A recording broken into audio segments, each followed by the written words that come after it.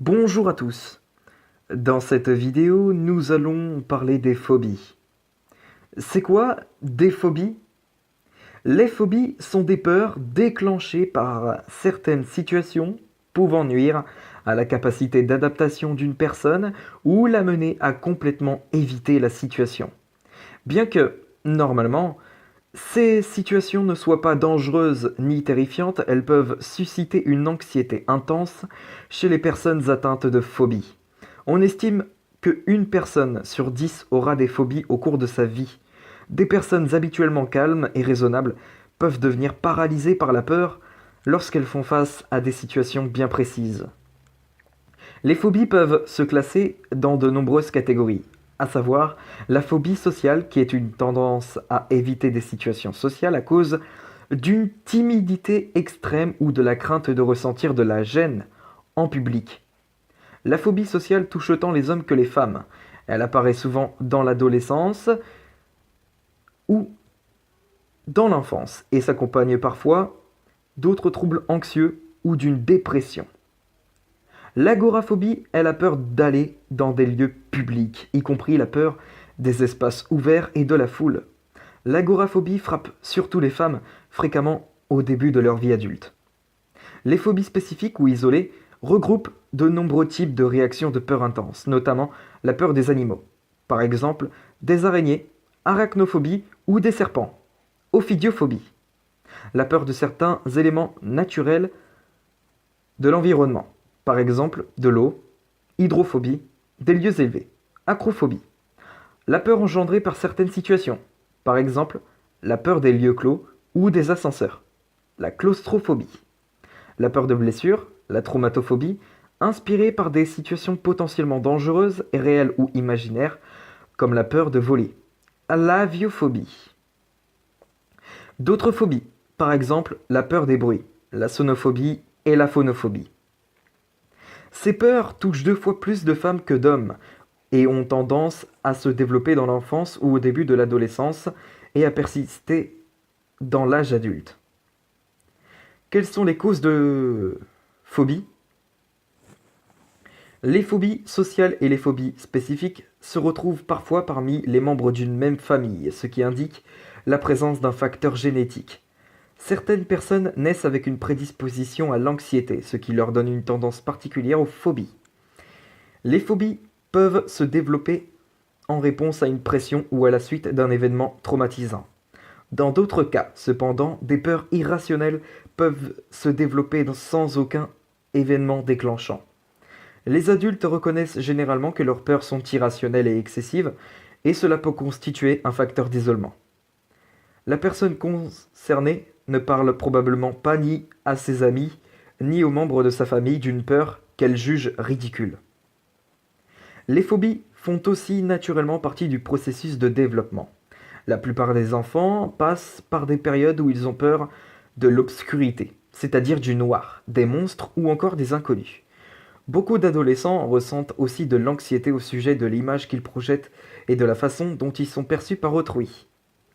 Tandis que ces peurs sont normales et disparaissent avec le temps, elles peuvent quelquefois persister ou devenir incapacitantes. Quels sont les symptômes des phobies? L'anxiété que ressent une personne atteinte de phobie peut se manifester par des symptômes physiques aussi bien que mentaux.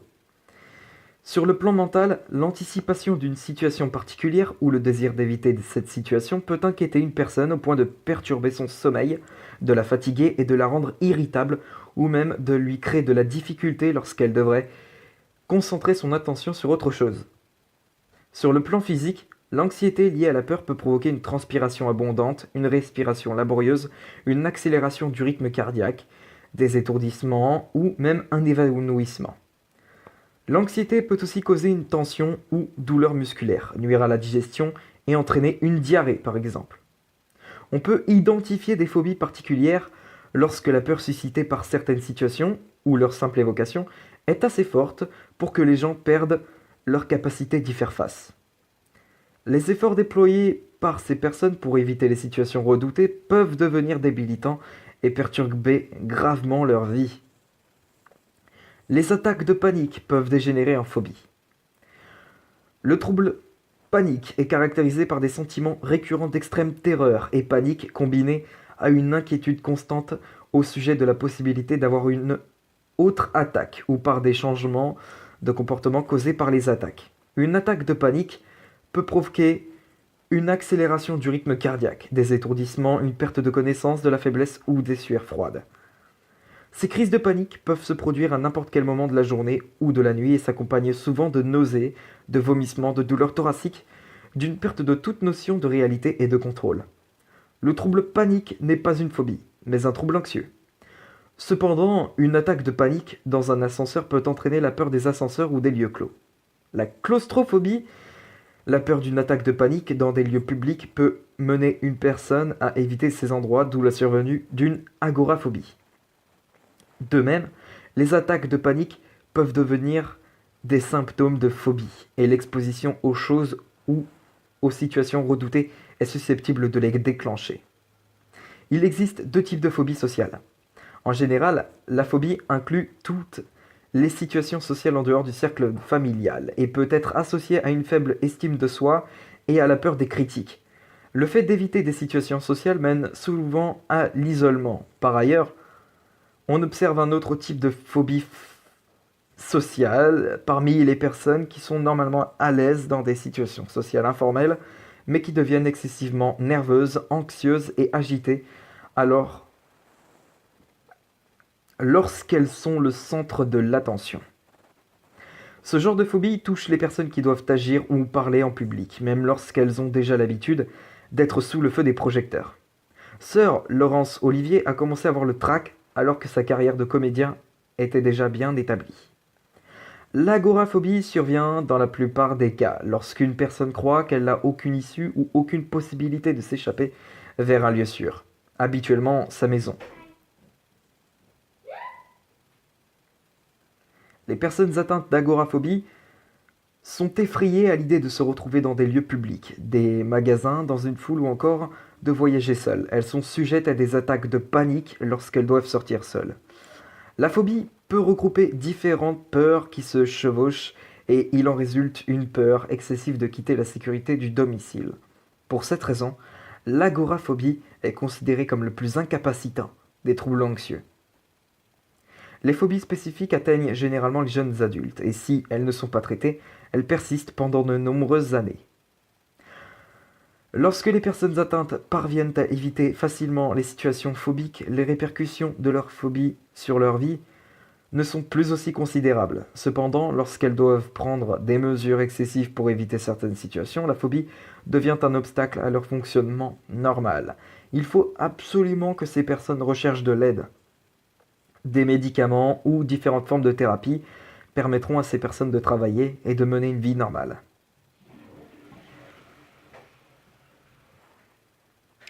Comment diagnostique-t-on une phobie ? Si l'anxiété ou les sentiments de détresse causés par les phobies deviennent inquiétants ou interfèrent avec les activités quotidiennes ou les relations d'une personne, un médecin ou un thérapeute peut l'aider à cerner le problème. Un professionnel de la santé commencera par poser différentes questions pour déterminer si les symptômes et le comportement concordent avec ceux d'une phobie. Voici ce qu'il cherchera à savoir. Quelles sont les réactions du patient dans certaines situations ? Depuis quand ce problème existe-t-il ? Et à quelle fréquence les symptômes de phobie se manifestent-ils ? Combien de temps est consacré à l'anticipation des situations phobiques ? Selon les réponses obtenues, le type et la cause de la phobie peuvent être déterminés. En général, le meilleur indice d'une phobie est la façon dont une personne évite souvent ou constamment toute situation qui en déclencherait les symptômes. Les symptômes doivent être présents depuis au moins 6 mois pour que le diagnostic de phobie spécifique soit posé. Le traitement pourra être soit médicamenteux, soit psychologique. Les traitements médicamenteux font appel aux antidépresseurs qui s'avèrent efficaces dans le traitement des divers symptômes associés aux phobies sociales, aux attaques de panique et à une dépression concomitante. Les agents antidépresseurs et bêta-bloquants peuvent aussi jouer un rôle dans le traitement.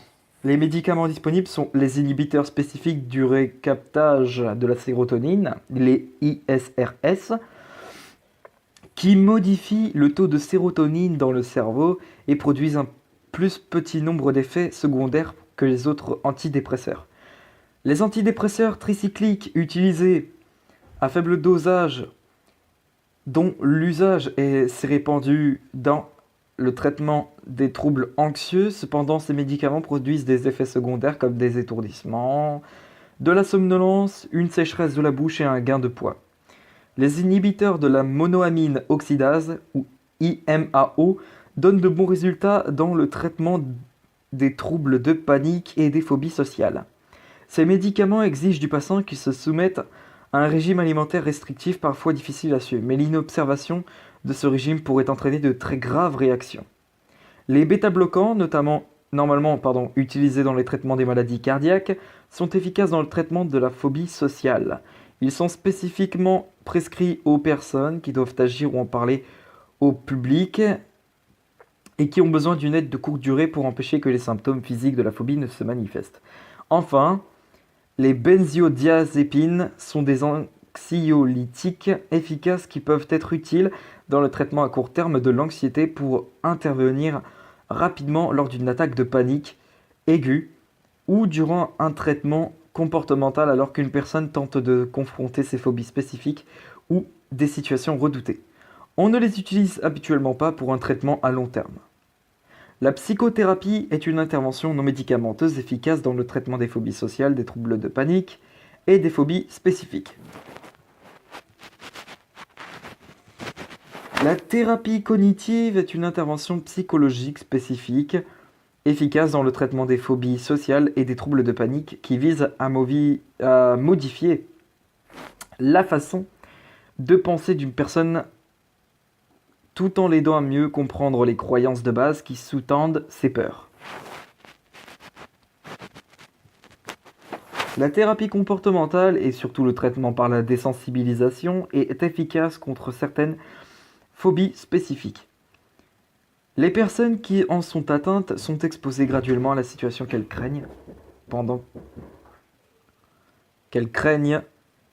qu'on leur enseigne des façons de leur faire face et de gérer l'anxiété qu'elles génèrent. La mise en présence de l'objet de la peur dans la sécurité d'un milieu thérapeutique émousse les émotions qu'il suscite et permet à la personne concernée de mettre ses peurs et ses réactions en perspective. Parler d'une peur spécifique peut contribuer à calmer l'anxiété intense qu'elle fait naître. Les membres de la famille et les amis fiables peuvent offrir un soutien utile, notamment lorsque l'anxiété est consécutive à un événement traumatisant. Les groupes d'entraide peuvent aussi s'avérer très thérapeutiques en permettant aux participants de verbaliser leurs propres histoires et d'élargir leurs horizons en écoutant celles des autres et de voir comment ils s'y prennent pour vivre avec leur peur. De plus, les techniques de relaxation et de gestion de stress, apprises par l'intermédiaire de professionnels, de groupes, de livres, de vidéos ou de ressources en ligne, peuvent se révéler d'une utilité considérable dans la maîtrise de l'anxiété. Voilà ce qui conclut cette nouvelle vidéo, j'espère qu'elle vous aura plu les potos, puis je vous retrouve tout à l'heure pour une prochaine vidéo, à tout à l'heure.